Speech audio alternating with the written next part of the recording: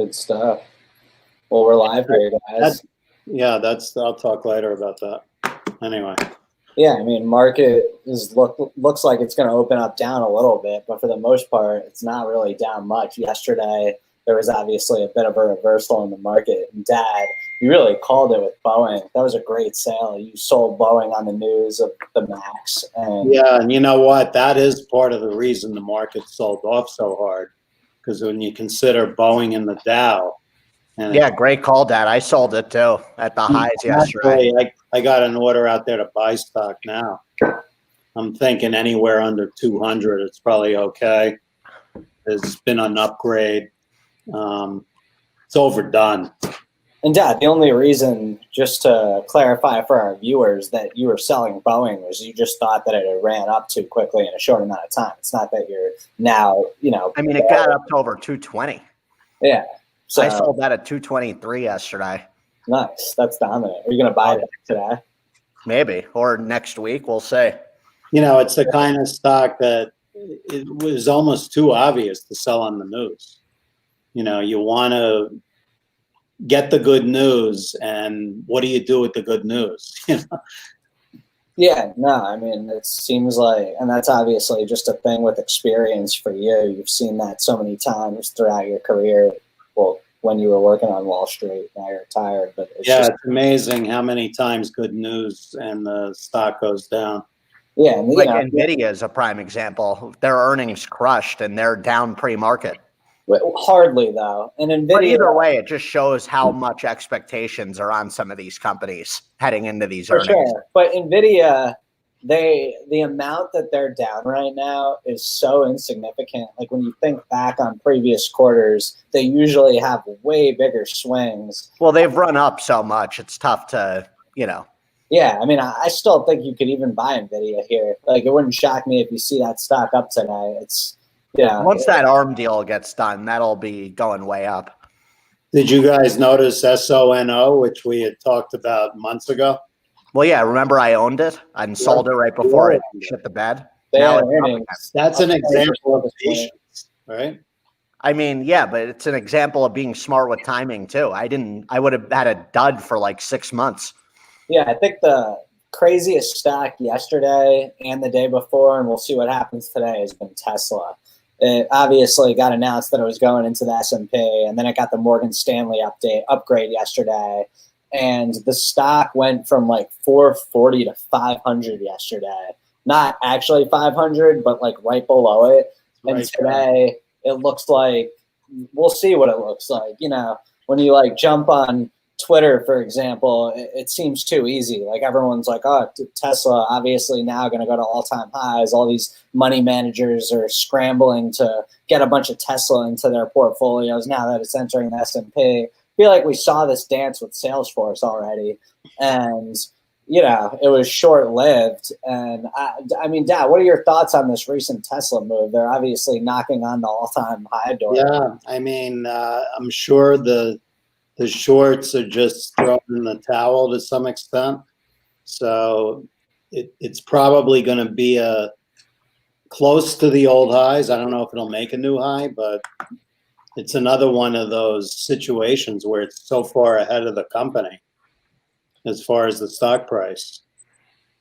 Yeah, I mean, and when you're looking at it, Dad, like you seem to kind of have a thesis with shorts and it making a new test. Is that a stock that you're going to try and pile into for that move? No, just for a trade? Not going near the stock.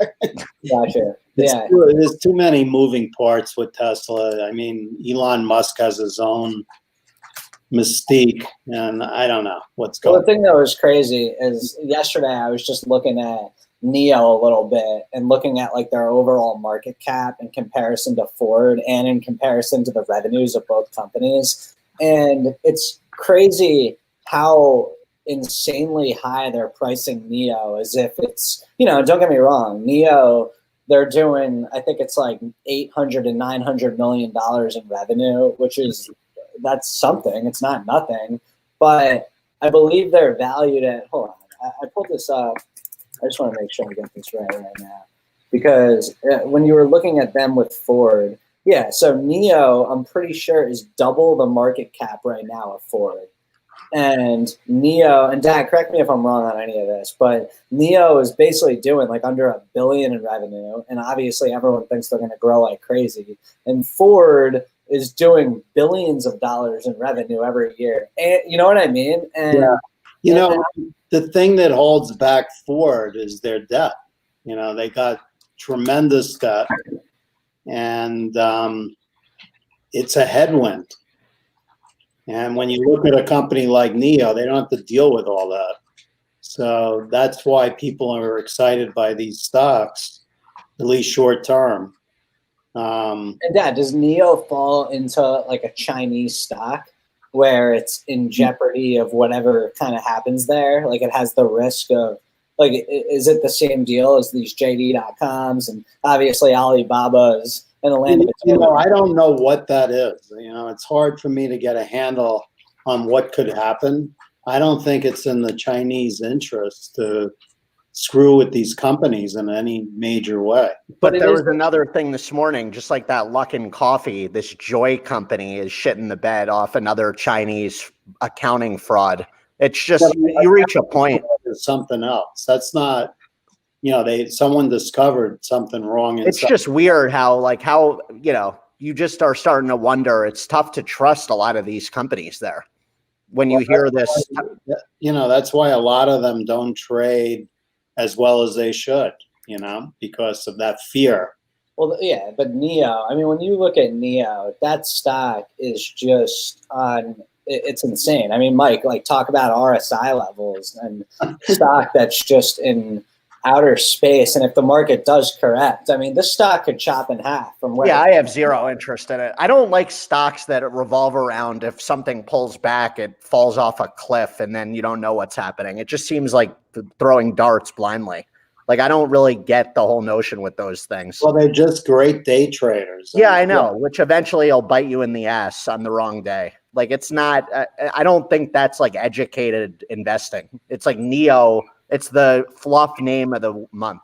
Well, yeah, I'm talking about it on the other end, where if you kind of start to position yourself for a correction and you look at stocks that maybe you want to go the other way against. Yeah, I just instead sell on a high and then have cash to dump in when shit hits the bed. This whole shorting thing, I can't stand. Well, you know, I don't like betting on down. A couple of these electric car companies will exist. You know, they'll merge, they'll do whatever. But most of them will end up as single digit and probably bankrupt. Yeah, of course. 99% of them will. Like, yeah, there's no way these companies are going to survive. I mean, yes. And then there's, you know, Ride, which is Lordstown Motor, which is the one in Ohio. They're up another, as I said this, they just went up another percent, but they're up 4% this morning. I feel like they should just name these companies like Jesus Christ Motors should come out now. I mean, it's insane. You know, an interesting stock to watch this morning was going to be Macy's because they had their earnings and obviously they were pretty bad, but I think a little bit better than expected. And they're down a little over 6%, but the short interest is huge. It wouldn't shock me if you like maybe see a huge reversal and this start to pop because maybe people start to cover their shorts and then it starts to get out of control. It'll be an interesting one to look at today for sure. Just as far as a stock that might have a major move. And say Soros's team dished their Palantir. They don't like the whole storyline there at all. So they're probably trying to buy more if they're talking about it. Well, oh, you mean Palantir, you mean? Yeah. I saw something this morning that Soros said he's selling as much as he's legally able to day by day. Just announced that he bought it like 2 days ago. Yeah, but it's supposedly they were like stuck with, they've been an investor for 9 years in the stock. So they invested in them privately and now they don't like their practices. But you know, I saw Soros is a tech hater. Yeah, I did see something yesterday that he was like wanting to sell as soon as he was legally able to sell. It was just a very confusing story because literally like 48 hours ago, there was a story that came out saying he was a big buyer. Yeah, that was old though. That was old news. He is not at all liking the. Well, what's odd is the stock is up pre-market, so whatever he's doing, nobody seems to care. The stock has been on a rocket ship. I've been selling on the way up. I got out of it fully yesterday. I'll get back in on it. That thing's going to come back down to like 14, I guarantee you. If the market corrects hard, you're dead on. Yeah, which it will.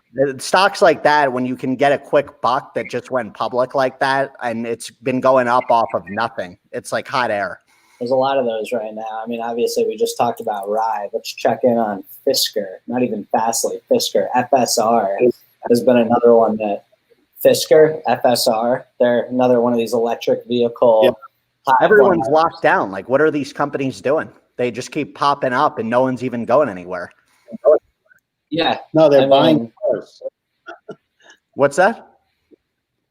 Apparently they're buying cars. It's wild to me the electric vehicle space is this hot, because at some point it's just, you wonder how many could even exist and compete. Well, that's Dad's whole point, why a lot of them are going to probably go bankrupt. But I don't even know going in, what's their mode? Oh, Elon Musk is in this space? Yeah, well, when you think about it, doesn't it kind of remind you a little bit of the crypto thing 2 years ago when like all these different public companies were reclassifying themselves as crypto miners, and they would like go up like 200% overnight when they would come out and announce that they were now in the crypto mining business. And I don't remember what ended up happening to a lot of them because I never followed any of them. I mean, most of those are still around that are legitimate. You know, when Ford Motors started, there were, I don't know what years, there were a lot of car companies that started building cars.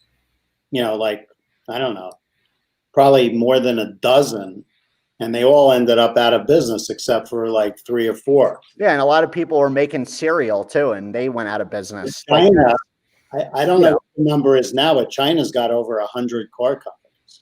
Well, look, I tried borrowing shares to short Ride yesterday, which is Lordstown Motor. You can't even borrow them. Luckily. That was honestly E-Trade doing me a favor. They were probably like, oh, we're not going to let you do this. This is a mistake. You're going to get run over here. But the bottom line is, and Dad, you could talk more about this than anybody, but there's definitely hedge fund managers that are looking for these types of opportunities to bet against, and they probably, make a lot of money when they're correct, which they probably know they will be at the end of the day. Just like I would guess that they've changed their strategy on how to short these companies because of Robinhood, because they've been carried out by so many names. So Robinhood is crazy when you think about it, because I was talking to Jeff because he's on Robinhood, and the way that you buy a stock, apparently, they must be making a killing off of the difference in price of what they're actually selling it to you for versus what they're getting it for. Because you're not like when we go and buy a stock and we enter in like a limit price to not just let it get thrown into the market. Apparently with Robinhood, you don't do that. You just swipe and then you're in the stock. So they basically are giving you whatever price they want to give you. So you could be buying a share of Apple, and maybe there's a way to change this, but this is how Jeff said it is. And is that even legal? That's what it's insane. Yeah, it's basically like it's only market orders is essentially what it is. And they don't, I'm sure in fine print, that's what they're telling you is like you just enter market orders. But it makes it where Robinhood is apparently that company's going public. Did you guys see They that? are. Remember, Jake was hitting me up about for investment in them. You should have done it. In Robinhood? Yeah, this is what I was telling you guys about a few months ago. Sure. Yeah. I actually do remember that. So that's crazy. So, and also Fastly has been acting great lately because whenever the NASDAQ's down, the stock seems to be up. And I know it's down a little pre-market, but it seems like that's kind of normal for Fastly. And, look for it to do what it does almost every day lately. And until it stops doing it, maybe it'll do it again. But the stock seems to be getting bids every single day. So it'll be interesting. I mean, Dad, you're still in it, right? I'm still in it, yeah. I'm actually looking to find options to sell against it, but I haven't done it yet. And DraftKings, I mean, talk about a move. This thing it's awesome, to be honest. It's all the way back up to basically 49 in pre-market. It's moving this thing now. Yeah, I've been making sales every $0.50 on this thing, and I'm just going to continue to do that. And then if it falls back below 45, I'll start buying it back that way. But I think Kramer was talking about it again, and he says there's really only two stocks that are involved in the sports, and that's Penn and DraftKings. And as we know, DraftKings is the pure play on that. And he also talked about Wynn. He says buy Wynn, not MGM. And Why is that? That's all off of Asia. And What, Mike? Do you own MGM? No, I don't. I own Penn and DraftKings. Yeah, me too. I can't get behind owning a casino in this day and age, the way we think about where gambling's heading. I just don't. I think Penn and DraftKings have way more fluidity. What? Years ago when I went to Macau, I was absolutely shocked by the number of people that were in the casino and multiple betting on one table. So it's not just you go to a blackjack table and there's 7 or 6 people playing. There's 4 people on each slot playing your hand. Well, yeah, Macau is the gambling mecca of the world. So, I mean, there's so much more gambling going on there. It's not even Vegas where it's just entertainment. It's gambling on gambling in Macau. Like, that's all they care about. Yeah, so I think once things get back to normal there, and I think they will quickly, because, you know, Asia doesn't have the problems we have. Shocking. It's going to be an explosion of people, pent-up demand, you name it. Yeah, I still don't see, though, how that long-term, these Penn and DraftKings are way more appealing. Just when you look at their models, the way Penn's casinos are, that rule that just came out, and where we're heading for peer-to-peer, I think they're both going to be huge winners. Well, I think there's room for both sides of that. Yeah, I think they could all be winners, to be honest. After that, we talk about these gambling stocks ad nauseum. We really do. It's because we're so invested in them. Dad, what else are you looking at today? I'm kind of interested in Glaxo, GSK, which is a drug company out of the UK. GlaxoSmithKline. SmithKline was a US company. What, a swing trade? No, I'm thinking more long term because someone brought it up on CNBC yesterday, and I had forgotten about this. They're a vaccine provider in that they deal with the actual process of the vaccine. So they're going to benefit in a huge way on all of these vaccines being given. So that's one interesting sideline play on the vaccines. And I kind of like the chart. Vaccines. There was a breakthrough announced with them yesterday for HIV prevention. Yeah, so, I mean, they have a big pipeline too. I mean, I don't know from a standpoint of other pipelines versus theirs if it's good or bad, but the vaccine angle I thought was interesting. Interesting. Yeah. And the stock has really not done much. But it could start popping now. Who knows? Yeah. Just a quick check on the markets in general here. They've come down a little since we started talking. The Dow is down 87 points. S&P down 10, NASDAQ down 28. So everything's off by about 0.25%, basically. And I'm trying to, Microsoft's hardly down, Apple's hardly down. I'm trying to figure out what is really even bringing the market down right now, because there's a lot of stocks that are up. I guess Boeing, like we talked about. Boeing's not down that much, but it is down from the close. And I think the way Boeing goes today will dictate the Dow to some extent, just like yesterday. Yeah. And I wasn't around late in the afternoon, but it looked to me like that triggered a lot of sell programs, which brought in selling, and they threw everything out. I mean, stocks like Steel and Ford, which were acting really good, came down, and it just seemed like it was the buyers stepping away for a couple of minutes. Yeah, Ford was above 9 for a bit. They're not anymore, but that stock's still been acting pretty well.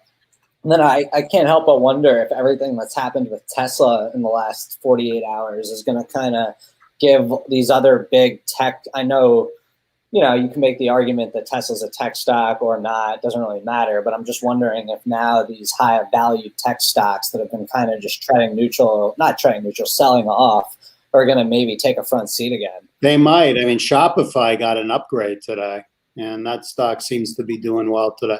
I'm also looking at Baba, and I'm thinking that could be a real interesting buy down here.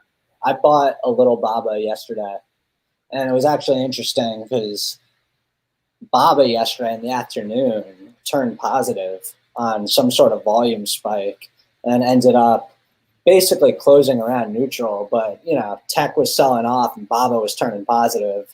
So to me, that was a good sign. But yeah, I started somewhat of a smaller position in Baba yesterday, and hopefully I could build it up.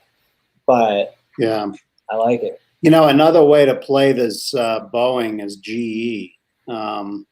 If you look at GE's chart yesterday, it kind of looks like Boeing. Hit a high right before the market opened. Man, this thing just looks like it's gone in a straight line from 750 to 950. Right. It's like Boeing. And, I'm looking at this chart, the 5-day chart. It looks like it may drop down into like the 940-ish level. And I think it may be a better way to get in to that space rather than playing Boeing. It's something else to think about if you're thinking of Boeing, because there's more leverage here, obviously. Just to think of a situation that can kind of throw a wrench into the market, is there any chance that we get news that this vaccine stuff is not quite as positive as it's being presented? Not at all, right? There is news about the election still that's brewing. That again, the only thing that's going to come out of the election going forward here is that there's no way Trump can win. That's not true, Dad. And that's where we'll see what happens. There's some supposedly interesting developments coming out at noon today. I did see that. Well, no, there's not. Trump likes to tweet. No, there is. We'll see. I did see though that, and I don't know if this means anything, but the GOP basically ordered Nevada to vote Trump, even though Bloomberg reported this yesterday. Does that mean anything? What do you mean that GOP ordered Nevada to vote Trump? I don't really understand. Just get your popcorn ready and see how the next few weeks unfold. Apparently, Dad, you haven't been doing your homework clearly. You'll see what happens in the news. No, but I actually start reporting it. Your sources are not reliable news sources. Oh, okay. Got you. So facts are not facts anymore. No, Alan Dershowitz, who has been on Trump's side, said it's almost an impossible constitutional road to get to the point where Trump wins. That's not what he said. The only way it can happen constitutionally is if he could keep states from certifying their exactly. Keep pushing this back. It's going to happen though. Yeah, we'll see. If it does happen, it works in his advantage. So what Bloomberg reported yesterday was Nevada GOP asks judge to declare Trump winner of election he lost. That was the headline. I didn't read the article. So what judge is going to say done? Yeah, no. A lot of judges, actually. But hey, there's been nothing official yet. The media does not call elections, and it's still not official. So if it doesn't become official by mid-December, there's going to start being some volatility spikes. Well, what's interesting is if it did get to the point where enough states did not certify. That works to Donald's advantage, Dad. Because then it goes to the House. Yep, and the delay, the clock, the longer this gets dragged on, the worse off it is for Joe. It's not going to happen. No, the states but Dad, it's still happening. We're still not, there's been no official calls. So we keep hearing this.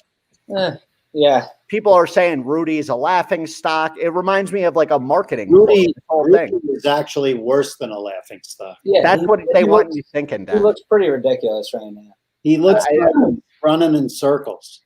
Yeah, it just seems to me there's something brewing, but we'll see. Brewing. Watch out for the VIX. Trying to see what else is brewing in the market. I mean, look, you could buy call options on the VIX. I'm sure a lot of people are doing that. Yeah. Yeah, no, that's true. Yeah, I also think, like Palantir, I'm wondering if it could be a good idea to sell call options instead of selling the stock, just because what's really going to stop this thing from going up another $10 from here? A market pullback. Yeah, I don't.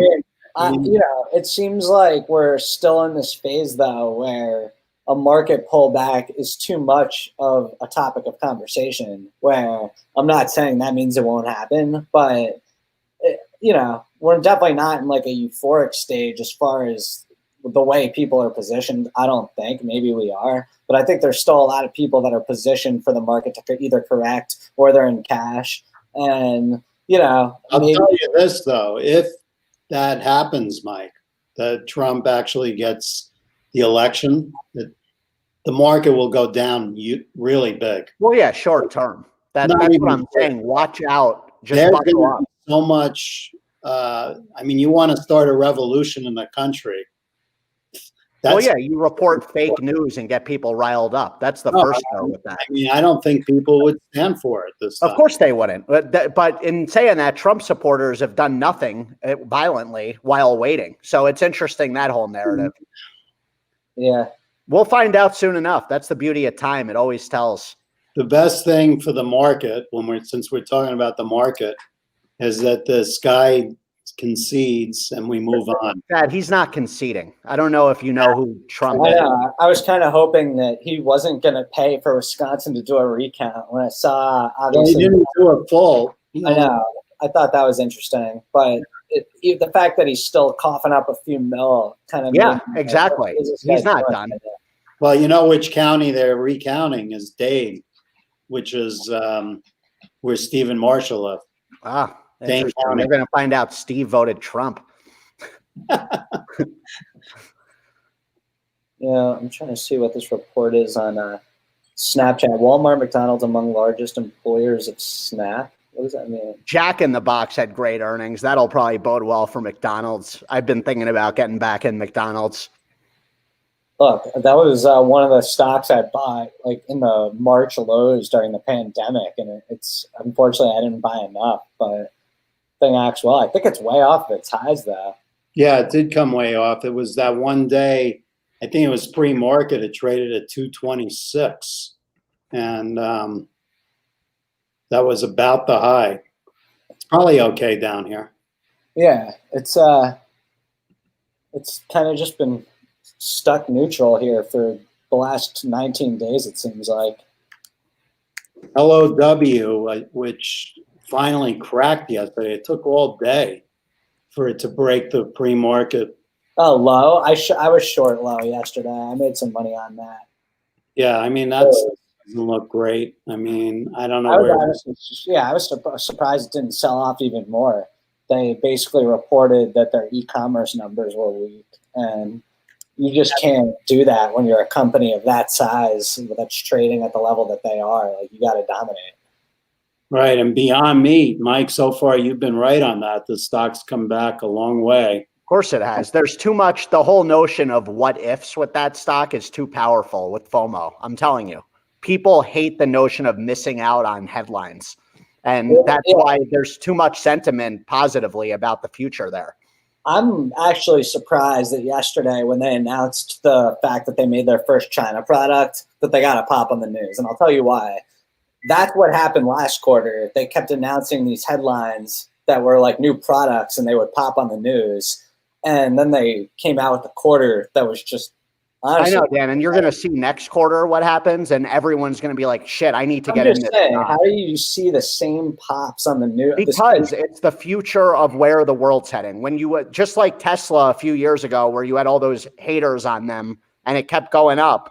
They had some bad quarters. I'm telling you, this is. I agree that the future's going to plant-based. That's why it keeps going up though on news like that. China's product, just the what if of where that could head for them with distribution. It's not the last quarter was all COVID. It was not people are not eating this anymore. Well, that had nothing to do with. Do more homework on the space in general. I just like when you compare them to Tesla. I agree as far as the space in general. I just don't see how they're going to be like Tesla. Because they're the brand, they're the market leader. They're first to the market in it. They have the best, literally the best supply chain and technology around this. That's why you're not going to see McDonald's axing them at all. You're going to see them working closely with them globally, ongoing. guaranteed. So Beyond has some sort of technology for plant-based meat. They just have the most efficient process for churning out these products. And now they have SKUs that are expanding product lines. I'm telling you, this stock is anyone that's not in this, that dip like a few weeks ago was a golden opportunity. I've been waiting for the real dip. That was the real dip. You keep waiting for something that's not happening. I'm telling you. Yeah, I kept thinking that dip happened. If I would have listened to you guys, I would have been out 20G on that thing. Well, you wouldn't have been in it for the dip. What? Sure. No, we were telling you to get out of it way before that. Yeah, and of course, and I didn't. I held on. Well, no, I mean at the one. Now I'm barely down on this thing. I'm going to be going up. I plan on hitting this. Listen to us the day that you were up about 10G on that option. I told you to cash out. Yeah, and I'm hitting this option. Talk to me in September. This thing will probably be double where it is now. It was trading at 197 like a month and a half ago. I'm very curious to see. I'm guessing probably 250 by Halloween. By Halloween? Yeah. Next year? I mean, look, anything could happen, I guess. We're like April Fool's. Well, yeah, more people are going to go towards saving the environment. These young kids are so caught up in their own heads that they're like world savers. It's huge for Beyond. I actually did see like a whole story on CNBC about how Generation Z is going to be like the biggest revolutionary shakeup to the economy because the way they go about things is so like they were basically like predicting that, you know, they're going to travel less because traveling's bad. They're moral high ground people until the reality hits them a few weeks into that. That's I think also, a lot of that. That's also what the report was kind of saying is Generation Z doesn't make money yet. So when they do, we'll see what they're really like. Right now, it's easy for them It's the college bubble talk, you know, where they're all talking a big game. Exactly. So that wraps it up. Rolland Market Mashup. It'll be an interesting day here. You know, just before we log off, the futures are basically flat. They're off the lows. And Dad, any last comments here? Yeah, I've watched Microsoft. That was also a leader to the downside yesterday, both in the Dow and NASDAQ. So it seems to be okay down here. Maybe. And I guess the last thing I'd say is if you do see tech start to rally and everything else take a back seat, is that a time to sell tech and get back into these cyclical names if you missed out? Or seems to be going back and forth, you know, but overall, I think the cyclicals are still going to be better over the next 6 months. And that seems to be what all the smarter people think, and the dumb people on Twitter. All right.